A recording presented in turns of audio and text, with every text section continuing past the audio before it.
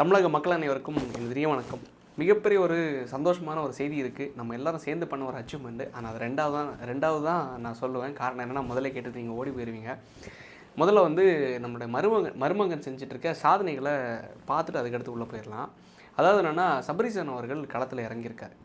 நேற்று தேமுதிக திமுக கூட, அதாவது விஜயகாந்த் அவரோட கட்சி திமுக கூட இணைஞ்ச செய்தியை நீங்கள் பார்த்துருப்பீங்க.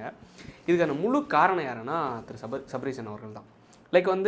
சொன்ன ஒரு விஷயம் என்னென்னா, கொடுத்த வாக்குறுதி என்னென்னா, நீங்கள் விஜய் கூடயோ இல்லை அதிமுக கூட நீங்கள் போயிட்டீங்கன்னா உங்களுக்கு வாழ்வாதார எதிர்காலம் கிடையாது. ஏன்னா அவங்க எப்படியும் ஜெயிக்க போகிறது கிடையாது. என்ன இது சொல்கிறது யாருன்னா சபரீசன். விஜய் அவர்களும் ஜெயிக்க போகிறது கிடையாது, அதிமுக அவர்களும் ஜெயிக்க போகிறது கிடையாது, அந்த என்டிஏ கூட்டணியும் ஜெயிக்க போகிறது கிடையாது. நீங்கள் அங்கே போய் உங்களுக்கு இருக்கிற இருக்கிற இந்த மிச்சம் இருக்கிற வாக்குகளை நீங்கள் இழக்கணுமா? ஸோ நீங்கள் இங்கே வந்தீங்கன்னா உங்களுக்கு உங்களோட அதாவது மாமானா யாருன்னா விஜய் பிரபாகரனுடைய அம்மாவோட தம்பி சுதீஷ் அவர் இருக்கார்ல. ஸோ அவருக்கோ இல்லை பையனுக்கோ ஒரு எம்பி சீட்டு, ராஜேஷ் அப்பா எம்பி சீட்டு, ஒரு 10 எம்எல்ஏ. ஸோ இப்படி நாங்கள் கொடுத்துருவோம். ஸோ இப்படி நீங்கள் வெற்றி அடைஞ்சிட்டிங்கன்னா உங்களோட கட்சி இன்னும் வலுவடைஞ்சிரும் அப்படிங்கிற சில வாக்குறுதிகளை கொடுத்து இவங்களே அதை நம்ப வச்சு இவங்களே என்ன பண்ணியிருக்காங்க, திமுக கூட்டணிக்குள்ளே இப்போ வந்திருக்காங்க. ஸோ அதுதான் நேற்று நடந்த டீல். கிட்டத்தட்ட எனக்கு தெரிஞ்சு 200 கோடி 300 கோடின்னு சொல்லிட்டு ட்ரான்ஸ்ஃபர் ஆனதாக பரவலாக பேசப்பட்டு இருக்கிற ஒரு விஷயம். காரணம் என்னென்னா, இதுக்கு முன்னாடி வரைக்கும் அவங்க அந்த கட்சியை வச்சு பாவம் அந்த விஜயகாந்த் அவர்கள் உருவாக்கின திமுகவை எதிர்த்து பொய்யினாலே கருணாநிதி அவர்கள் தான் சொல்லிட்டு ஒரு மக்களோட மாற்றத்திற்காக உருவாக்கப்பட்ட கட்சி. இன்றைக்கி எப்படி டிவிக்கு உருவாக்கப்பட்டுச்சோ அன்றைக்கி அதே மாதிரியே விஜயகாந்த் அவர்கள் மிகப்பெரிய எழுச்சியில் 2004 அந்த கட்சியை உருவாக்கினார். 2006 விருத்தாச்சலம் தொகுதியில் ஜெயிக்கிறார். 2011 29 எம்எல்ஏக்களை ஜெயித்து எதிர்க்கட்சி தலைவராக உட்கார்ந்து திமுகவை எதிர்க்கட்சி அந்தஸ்து என்கிற ஒரு அந்த பட்டம் கூட கிடைக்க விடாமல் பண்ணவர். இன்னும் எங்கே கொண்டு போய் அடமான வச்சுருக்காங்க பாருங்களேன். இந்த ப்ராஜெக்ட் சக்ஸஸ்ஃபுல்லாக பண்ணி முடித்தது யாருன்னா மிஸ்டர் சபரீசன் அவர்கள். அதை தாண்டி இன்னொரு முக்கியமான விஷயம் என்னென்னா, ஒட்டுமொத்த ஊரும் ட்ராவல் பண்ணி எல்லா ஊரில் இருக்கிற முதலைகளையும் எல்லா ஊரில் இருக்கிற செல்வந்தர்களையும் சந்தித்து அவங்களோட ஆதரவை பணம் கொடுத்து வாங்கியோ இல்லை அவங்களுக்கு தேவையான விஷயங்களை பண்ணி கொடுத்தோ திரு சபரீசன் அவர்கள் மிகப்பெரிய லெவலில் இந்த விஷயங்களில் ஈடுபட்டுருக்காரு. என்னென்னா, எல்லா கட்சியிலையும் அவங்க கட்சி ஜெயிக்கிறதுக்காக ஈடுபடுறதுல தப்பு கிடையாது. ஆனால் இருந்தாலும் இன்னும் பல முதலைகள் உள்ளே இறங்குறாங்க. இன்னும் பல பணங்களை உள்ளே பொருளை விட போகிறாங்க. ஸோ பணத்தை கொடுத்து யாரை வேணாலும் வாங்கலாம். ஸோ அப்படி இருக்கிற சிச்சுவேஷன் இன்றைக்கி நம்ம அரசியலில் இன்றைக்கி இந்த கலிகாலம் இருந்துட்டு இருக்கிற சிச்சுவேஷனில் தான் தேமுதிக உள்ளே போயிருக்காங்க. இன்னும் என்னென்ன நடக்க போகுது, கூத்து நடக்க போகுதுங்கிறது நமக்கு தெரில. சரி, நம்ம இது ஒரு பக்கம் இருந்தாலும் சபரீசன் அவர்களுடைய நகர்வு ஒரு பக்கம் இருந்தாலும் திமுக ஏன்னா இப்போது நீங்கள் பார்த்துருப்பீங்கன்னு பாருங்களேன், யூடியூப்பை திறந்தாலே நம்ம வீடியோவை திறந்தாலே ஃபுல்லும் ஸ்டாலின் அவரோட அட்வர்டைஸ்மெண்ட்ஸ் தான் வரும். ஃபுல்லாக அவன் கமெண்ட் போட்டுட்ருக்கான், ஐயோ நான் இதுக்கு சப்ஸ்கிரிப்ஷன் கட்டிட்டு நான் போயிடுவேயா, யூடியூப் சப்ஸ்கிரிப்ஷன் கட்டலான் இருக்கேன் அப்படின்னு சொல்லிட்டு மாதம் கட்டுற சப்ஸ்கிரிப்ஷன். அப்படின்னா அட்வர்டைஸ்மெண்ட் எதுவுமே வராது. எங்கே திறந்தாலும் ஸ்டாலின் அவர்கள் தான். இதுவும் அவங்களோட ப்ராஜெக்ட் தான், பென் டீமோட ப்ராஜெக்ட். இதுக்கு பின்னாடி ஃபுல்லும் இயக்கிட்டு இருக்கிற மிகப்பெரிய ஒரு ஜாம்பவான மூளைக்காரராக இருக்கிறது யாருன்னா நம்மளுடைய மருமகன் மிஸ்டர் சபரீசன் அவர்கள் தான். எல்லா கட்சியிலையும் மூளை வாய்ந்தவர்கள் இருப்பாங்க, இருக்கிறது தப்பில்லை. பட் இருந்தாலும் மக்கள் நீங்கள் இதை பார்த்து இந்த மாயைகளை பார்த்து நம்பி விடாதீர்கள். தேமுதிக சேர்ந்தாலும் சரி, அது துரோகத்தில் உண்மையிலேயே விஜயகாந்த் அவர்கள் இறந்துருக்காருன்னா அது நேற்று தான் இறந்துருக்கார். உண்மையாக சொல்லுவேன்.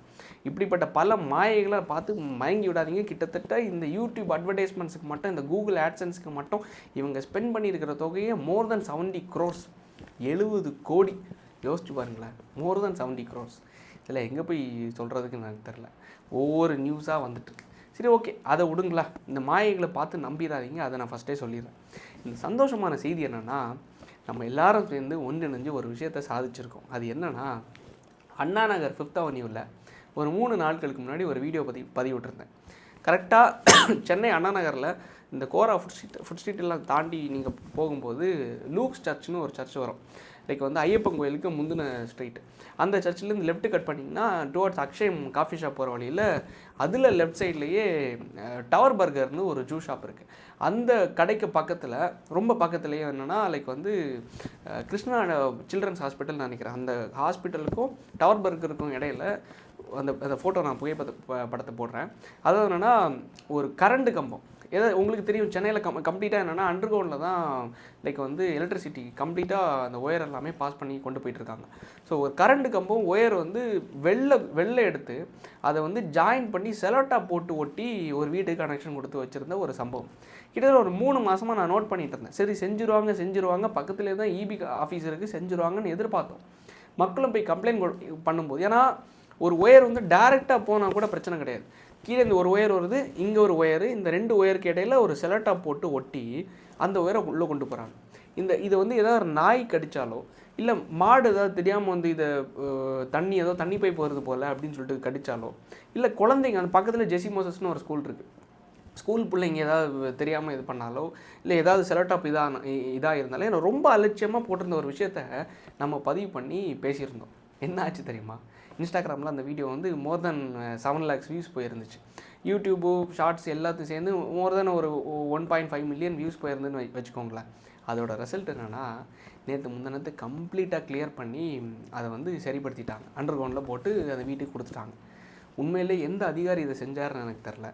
உண்மையாக சொல்கிறேன், இதை நம்ம பேசணும். ஆனால் இருந்தாலும் அதை தலையிட்டு செய்ய வச்ச அதிகாரியாக இருந்தாலும் சரி, அது செஞ்ச ஊழியர்களாக இருந்தாலும் சரி, எல்லாருக்குமே நம்ம எல்லார் சார்பாக மிகப்பெரிய ஒரு நன்றினை தெரிவித்து கொள்ளக்கூடிய ஒரு சிச்சுவேஷனில் நம்ம இருக்கோம். உண்மையிலே இது நம்ம பேசி நடந்திருக்காங்கிறது எனக்கே ஆச்சரியமாக இருந்துச்சு. நேற்றுக்கு ஈவினிங் ஒரு ஒரு ஒரு 4-5 மணி இருக்கும். அப்போ எனக்கு ஆஃபீஸ்லேருந்து ஃப்ரெண்டு கால் பண்ணுறாப்புல, மாப்பிள்ள வீடியோ நீ உண்மையிலே போட்டியா அப்படின்னு சொல்லிட்டு. ஏன்னா அவன் வந்து இன்ஸ்டாகிராம் பெரிய லெவலில் ஃபாலோ பண்ணுறதில்ல. என்கிட்ட இந்த விஷயத்த சொல்லி நிறைய டீட்டெயில்ஸ் எல்லாம் சொன்னாப்புல.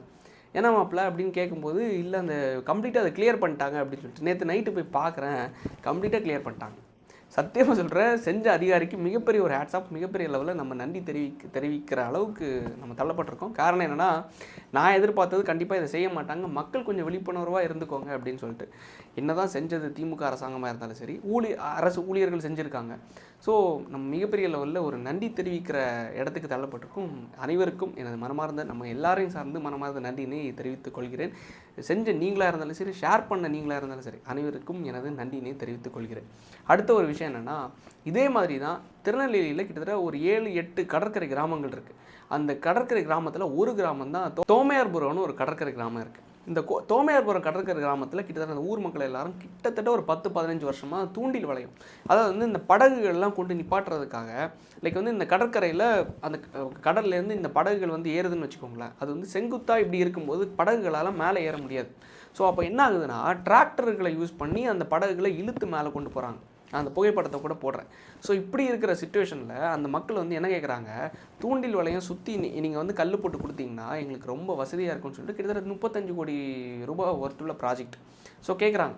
பக்கத்தில் இருக்கிற கிராமங்கள் எல்லாம் தூண்டில் வளையம் ஆல்ரெடி அரசாங்கம் அமைச்சு கொடுத்துட்டாங்க. தேவையில்லாத கிராமங்கள்லேயும் அமைச்சு கொடுத்துருக்காங்க, தேவை இருக்கிற கிராமங்களையும் அமைச்சு கொடுத்துருக்காங்க மக்களோட வாழ்வாதாரத்துக்கு. ஏன்னா அது மிகப்பெரிய ஒரு வாழ்வாதாரம். ஃபிஷிங்கிறது ஒரு ஒட்டுமொத்த ஊர் மக்களும் அதை சார்ந்து இருக்காங்க.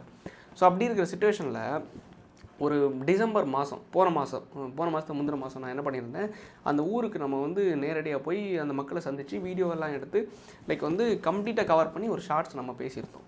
உண்மையை சொல்கிறேன், அதையும் 20-25 பேர்கிட்ட ஷேர் பண்ணியிருந்தாங்க. மோர் தென் 7-8 lakhs வியூஸ் போயிருந்து. இன்ஸ்டாகிராம், யூடியூப் எல்லாம் சேர்த்து நீங்கள் பார்க்கும்போது மில்லியன்ஸ் ஆஃப் வியூஸ் அதுவும் போயிருந்து. சொன்னால் நம்ப மாட்டீங்க, அது வரைக்கும் வராத சபாநாயகர், அது வரைக்கும் வராத முதலமைச்சர், சபாநாயகர் அப்பாவு அவர்கள் அந்த தொகுதியோட எம்எல்ஏவாக இருக்கார். அவர் நேரடியாக அந்த மக்கள்கிட்ட போய், நீங்கள் தயவு செஞ்சு இந்த போராட்டத்தை வாபஸ் பண்ணுங்க. ஏன்னா அவங்களும் போராட்டம் பண்ணாங்க, நம்ம மட்டும் பேசல. எல்லா கிரெடிட்ஸ் நான் மட்டும் கிடையாது. அவங்க கடுமையாக அந்த வெயிலில் நின்று மக்கள் போராட்டம் பண்ணாங்க. ஸோ போராட்டம் பண்ண மக்களை நேரடியாக போய், நீங்கள் இப்படி போராட்டம் பண்ணாதீங்க, எதுவும் பேசாதீங்க, தயவு செஞ்சு நான் 10 நாளில் இதுக்கான ஒர்க் ஆர்டர் நான் இஷ்யூ பண்ணுறேன், நான் வந்து உங்களுக்கு செஞ்சு தரேன்னு சொல்லிட்டு ப்ராமிஸ் பண்ணிட்டு போனார். முதலமைச்சர் ஸ்டாலின் அவர்கள் நான் கரெக்டாக 10 நாளில் இதை பண்ணி கொடுக்குறோம் அப்படின்னு சொல்லிட்டு வாக்குறுதியை கொடுத்துருக்காரு. அந்த புகைப்படத்தெல்லாம் நான் போடுறேன். ஸோ இந்த அளவுக்கு நம்ம பேசியும் அந்த ஊர் மக்கள், ஒரு சின்ன ஊர் திருநெல்வேலிக்குள்ளே ஒரு குட்டி கிராமம், கடற்கரை கிராமம், அந்த கிராமத்து இஷ்யூவை நம்ம பேசி முதலமைச்சர் அளவுக்கு நம்ம கொண்டு போயிட்டோம். லைக் அந்த ஒரு விஷயத்த இன்றைக்கி அந்த ஒர்க் ஆடுற அளவுக்கு கொண்டு போய் நம்ம பேசிட்டோம். பட் இன்னும் மக்களுக்கு அது சென்று அடையலை. இந்த அண்ணாநகர் விஷயத்தில் நம்ம வெற்றி அடைஞ்சிட்டோம். பட் இந்த ஒட்டுமொத்த ஊர் மக்களுக்கும் ஒரு பயனடையக்கூடிய ஒரு விஷயம்தான் இந்த தூண்டில் வளையம் ப்ராஜெக்ட்டு. ஸோ இது ஒரு ரொம்ப பெரிய ப்ராஜெக்ட் தான். பட் அரசாங்கம் நினச்சா இதை பண்ணுறதுக்கு பெரிய விஷயமே கிடையாது. காரணம் என்னன்னா, கூகுள் ஆட்சன்ஸ்க்கு 70 கோடி ரூபாய் செலவு பண்ணுற இந்த திமுக அரசாங்கத்துக்கு இந்த 35 கோடி ரூபாய் ஒன்றுமே கிடையாது. விளம்பரத்துக்கு செலவு பண்ணுறது, இந்த மக்களுக்கு செலவு பண்ணிட்டீங்கன்னா அந்த ஊரில் எக்கச்சக்கமான ஓட்டு இருக்குது, எல்லாமே உங்களுக்கு தான் போடுவாங்க. உங்களுக்கு போடணும் அவங்களுக்கு போடணும்னு சொல்லலை. அந்த மக்கள் ஊர் மக்கள் மனதார்ந்து சொல்கிறது என்னென்னா, எங்களுக்கு யார் செஞ்சாலும் சரி, டிவிக்கு செஞ்சாலும் சரி, இல்லை அதிமுக செஞ்சாலும் சரி, இல்லை ஆளுங்கட்சியாக இருக்கிற திமுக செஞ்சாலும் சரி, ஸோ எங்களுக்கு வந்து வாழ்வாதாரம் முக்கியம். ஸோ எப்படியாவது என்னை பண்ணி கொடுங்க அப்படின்னு சொல்லிட்டு மக்கள் கோரிக்கையை வைக்கிறாங்க. பண்ணி கொடுப்பாங்கன்னு நம்புகிறோம், மக்களும் விரும்புகிறாங்க.